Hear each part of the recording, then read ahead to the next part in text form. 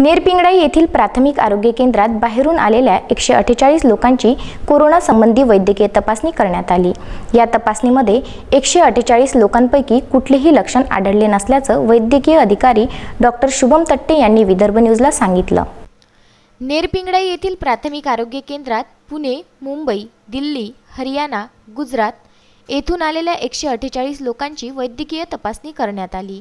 Corona विषाणूचा वाढता प्रभाव लक्षात घेता शासनाद्वारे अनेक उपाययोजना राबविल्या जात असून आरोग्य सेवा अधिकच सतर्क झाली आहे। याच अनुषंगाने गावात आलेल्या बाहेरगावच्या लोकांची माहिती आशा सेविकाद्वारे घेऊन अशा बाहेरगावच्या लोकांची आरोग्य तपासणी करण्यात येत आहे।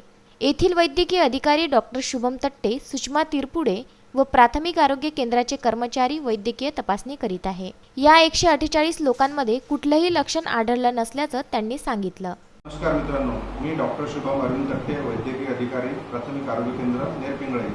आतापर्यंत आमच्याकडे बाहेरून आलेल्यापैकी नागपूर, पुणे, मुंबई आणि बाहेर राज्यातून परदेशातून आलेले 210 जण आलेले आहेत। त्यापैकी आम्ही आतापर्यंत 148 लोकांची तपासणी केलेली आहे। तर काही जे राहिले आहेत त्यांच्यासाठी आम्ही घरघर जाऊन तपासणी करत आहे। आमची जी टीम बनवली आहे त्यांच्यानुसार आशा, अंगणवाडी सेविका, ग्रामसेवक, तलाठी यांना सोबत घेऊन आम्ही त्यांची इन्क्वायरी करत आहे आणि तपासणी पण करत आहे। तर बस काय नाही, कोरोना हा खूप मोठा